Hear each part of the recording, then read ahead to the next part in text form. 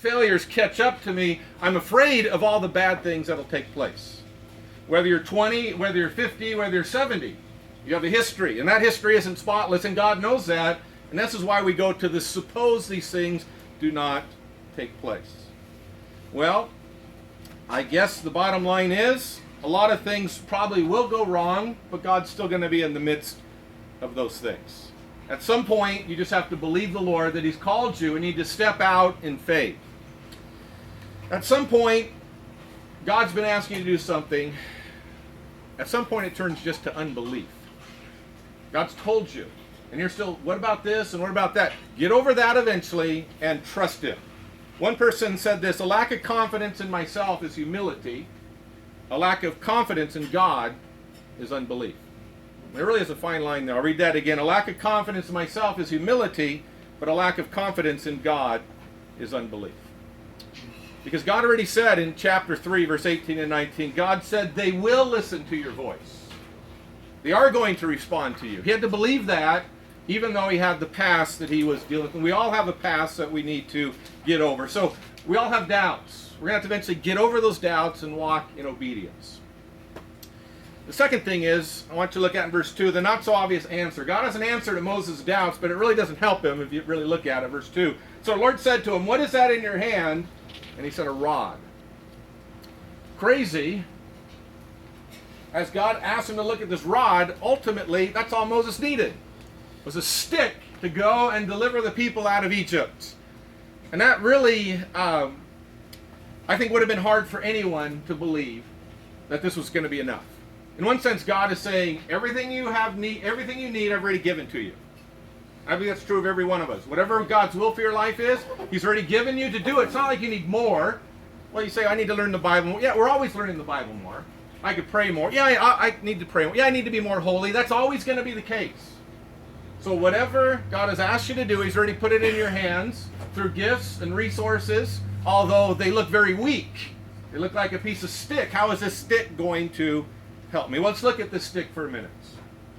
Ultimately, it will be used in a great way, but that stick represented something to Moses. It wasn't victory. It was the fact that he was a shepherd for the last 40 years.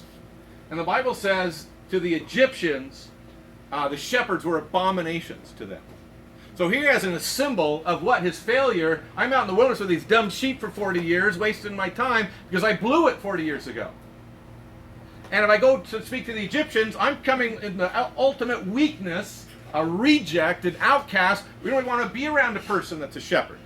So why would God point to the stick that would really kind of humiliate Moses? Is our God the type of God that says, look, you failed, and I want you to remember, that's not the case at all. That is not the case at all.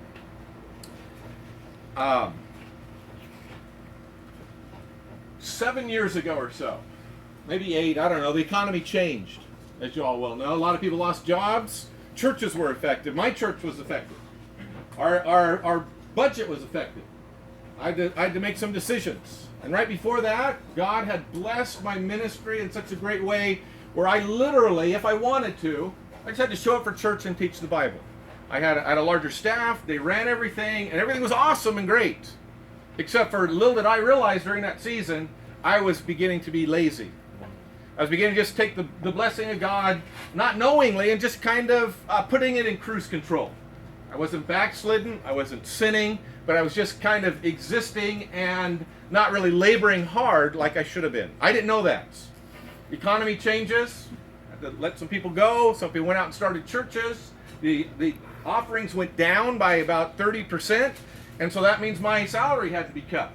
It was either cut the salaries of missionaries who, like, the little money we were giving them was putting food on their table, or I needed to cut back. Because of that cutback, I needed to go out and work.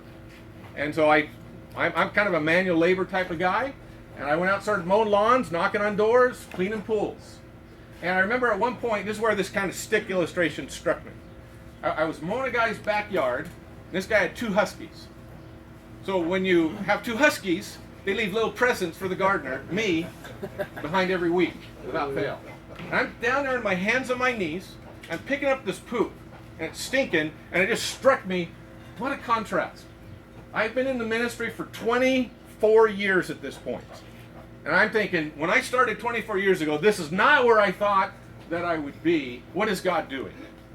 Second scenario that hit me, it was kind of dusk. I was working, trying to get this job done. I was under a tree raking some leaves, and I wear this big hat because I don't want to get too much sunburn.